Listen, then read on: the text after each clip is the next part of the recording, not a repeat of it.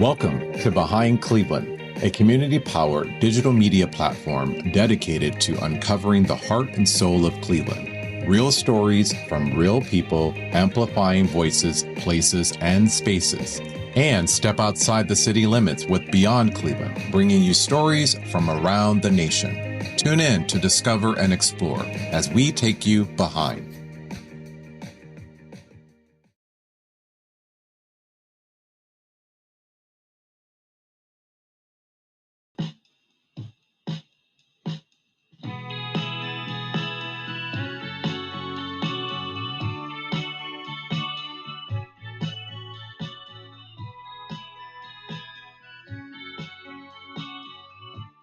What happens when a passionate artist decides to turn her love for fiber into a movement of creativity, community, and connections? You get Jessica Pinsky and the living, breathing, ever-evolving world of Praxis Fiber Workshop.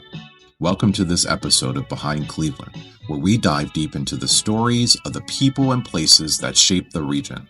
Today, we step inside Jessica Pinsky's world, a place where ancient traditions which span the great civilizations and tribes of Africa to the Renaissance of Europe, and the numerous empires of Asia and ancient America, where they meet modern innovation and where the simple act of working with fiber weaves together a community of diverse people. Join us as we explore a world of fiber and textile, a Praxis Fiber Workshop in the heart of Waterloo's Art District in Cleveland, and get to know its director, Jessica Pinsky.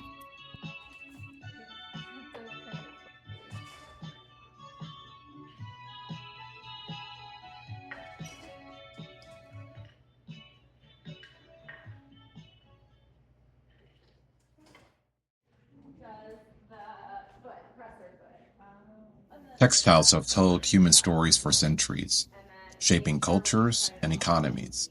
In the hands of Pinsky, they also built something more intimate, community. So this is the first time that Praxis has had 3 full-time staff members, and so Sham, Romy, and I get to come to work and just sit and every day work together and debrief and think about the programs we're running and the impact we're having on the community, and it is so fun and it feels so productive also and like intentional and all the amazing things. I don't know, I just love it so much. So Sham started as program manager. Well, actually you started in 2023 as studio manager and then took over the programmatic part as Romy switched from intern to full-time staff and took over residency coordinating and managing the studio as well. And like the 3 of us kind of divide and conquer all the things that need to happen on site at Praxis. And it's a powerful team that we are, I think, and the healthiest that Praxis has ever been. Remarkably, the Cleveland Institute of Art embraced Jessica's vision, even acting as Praxis's fiscal agent as it formed into a 501 nonprofit organization. This crucial early support allowed Praxis to quickly gain momentum, becoming, in its initial days, essentially a satellite program of one of the region's most reputable art schools. In June 2015, Praxis Fiber Workshop officially opened its doors. So the amazing and beautiful thing about indigo dye is that it's a very fast process. The liquid inside the vat is actually green or brownish or yellowish, and it's when it mixes with the oxygen as the fabric is being pulled out of the liquid that it turns blue. So it's actually like a magical experience. So I'm going to show you. So you can see inside that the liquid is like bright green, and that just the surface of the liquid is blue from being in contact with the air. And so you can, keep the fabric in just for a few seconds.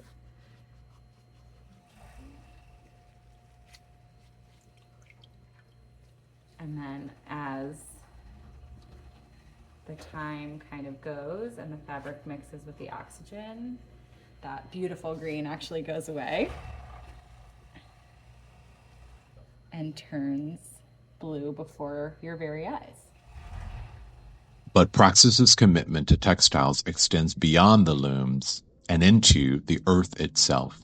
Since 2018, they've embarked on a fascinating journey with natural dyes, most notably indigo. Inspired by artist Roland Ricketts, Jessica, her team, and the Praxis community began cultivating and processing their own Japanese indigo.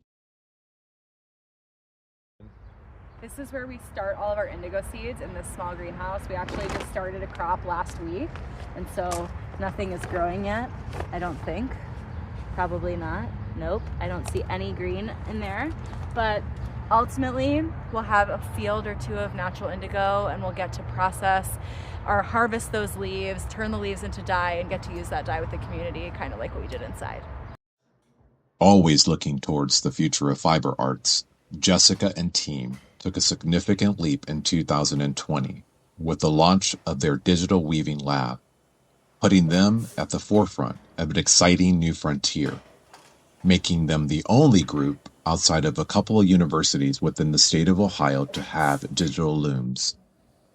For artists, this technology is a game changer. Oh my God. It's described as boundary-pushing technology weaving equipment. It allows them to delve into the complex patterns of weaving and explore intricate designs and push the boundaries of what is It possible. wasn't a commission, it was like I had an exhibition opportunity where they paid for the production of new work. So I got to use the money to do the residency and like have the full experience, and it was.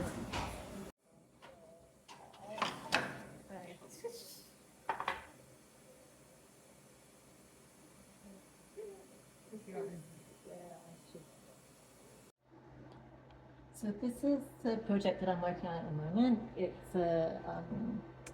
It's a image of a person that's kind of a bit crazy. It's actually a three-dimensional model because I've been working on weaving these 3D models. I started all the way down here, and if you notice, this is how many lines of thread it's got, 792, and I'm at 7,083. So this is days and days and days. So I've gone all the way from the bottom up to here. The cool thing about using a loom like this is that it lifts all the threads one by one at a time, so you've got a lot of control over what you can do with the loom. This particular work's got 4 different colors in it, so that means that every time you see one line of thread, there's actually 3 others behind it, so it takes a long time to do, but it looks really cool. After exploring the precision of the digital loom, we stepped into a more intimate space, upstairs in Jessica's private studio and workshop. While in her studio, Pinsky began to open up, sharing some more intimate background about her past, her career, and her family life. Like by who's parked in the parking lot, and look over the indigo and see the garage. It's like the perfect thing.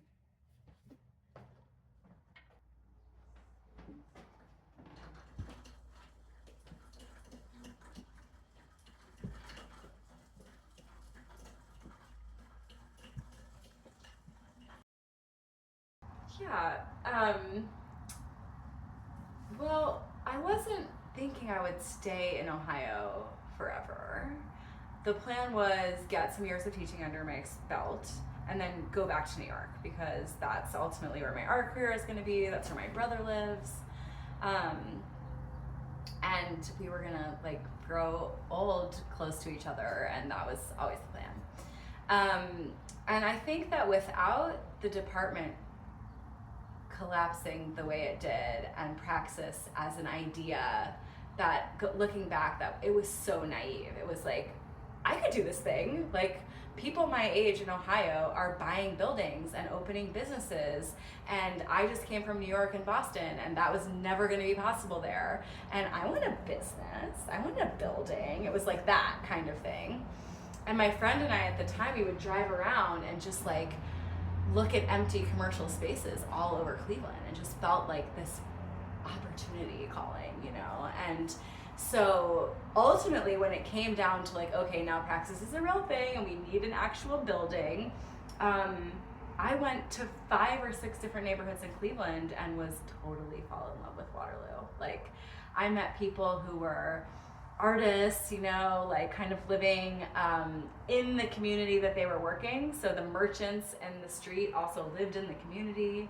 And it was so affordable still. Like, I wasn't making a huge salary, but I was able to buy a house, and there was a lot of support from the development corporation at the time, and it was an exciting place to be a part of. You felt like you were really joining a really fun and exciting club, and it still feels like that. And there's new people that are buying property on Waterloo and coming to the merchant meeting, and now I'm like the old person in the merchant meeting who's been here for 15 years or 12 years, but it's just a delight to see that people come in with the same new energy that I came in with. And then the fact that I met my wife also in this neighborhood, like she was also living in the neighborhood when we met, and she's a musician, and so this was a place where she was actually renting an apartment that came with a rehearsal space, and so her band was able to rehearse in this like live work kind of thing that was run by the development corporation. And so her neighbors were like photographers and artists and teachers, and we would have these dinner parties, and like it was so fun. And those are still some of the closest relationships we have in the neighborhood, was from those early years. And so I think for her and I, we strongly feel that if we're going to stay in Cleveland, we are going to stay in this neighborhood. This is where we've rooted. I feel strongly about sending my kids to public school and supporting the urban economy where you live and work. And so we try to do all of our shopping in Cleveland. We try to, we just try to make it really about like living in that neighborhood lifestyle. And it's working great for us so far. So it's like, there's no reason to even question it.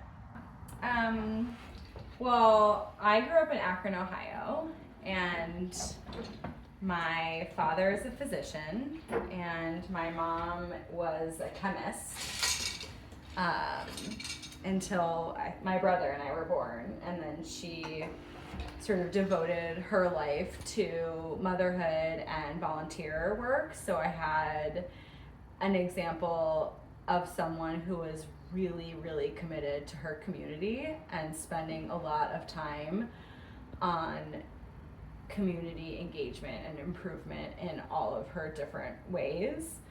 And I think looking back, that probably made even a larger impression on me than her art making, which she always did on the side. So she was like always knitting, always sewing, always doing a project. And I was always right there next to her doing a project.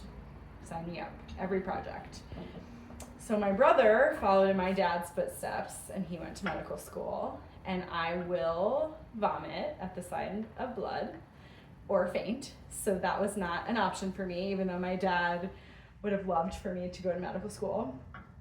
I went and decided to pursue a BFA in painting. And at the time, I think I thought that we are living in a very like capital A art society. Like when I was growing up in art school, like everything was from a male perspective. Every part of art education was from the white male perspective.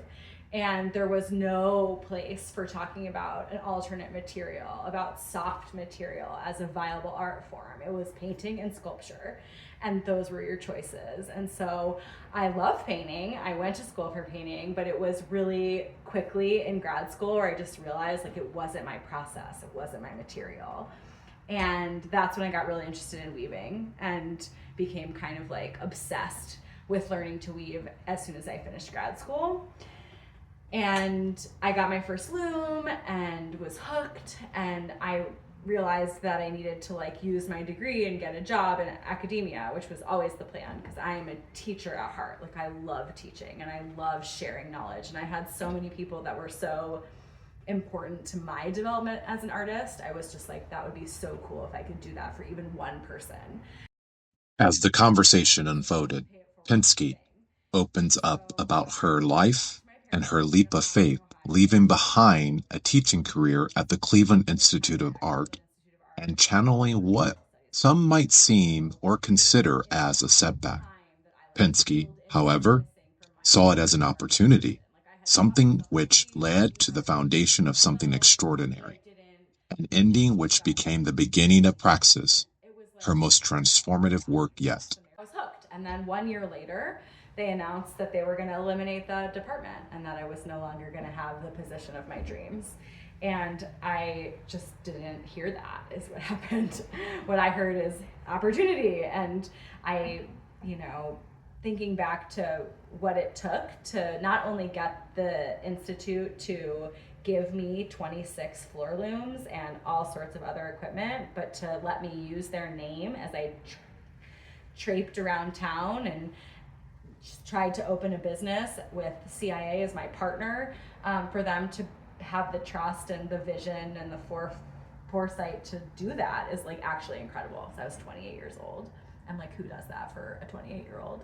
And so I think that one of my special skills is like just personal relationship building, and I've been doing that very naturally and very genuinely for my whole life. And I know that those are the same skills that it takes to be a community developer, a community leader, an entrepreneur, like all of these different things where I only ever saw myself as an artist. It's just being, I think, an interested person that makes it so wonderful to be out in the world learning from everyone all the time. And it's just, I've had just so much help from so many smart people over this last decade that have helped me build Praxis and answered every question that I have, which was just countless. Through her vision and unwavering dedication, Jessica Pinsky has cultivated a truly special place in Cleveland. Praxis Fiber Workshop is not just preserving textile traditions, it's actively shaping their future, fostering community, and proving that the threads of art can indeed bind us all together. To learn more about Praxis, upcoming classes, and how you can get involved, visit praxisfiberworkshop.org. You might just discover your own creative thread.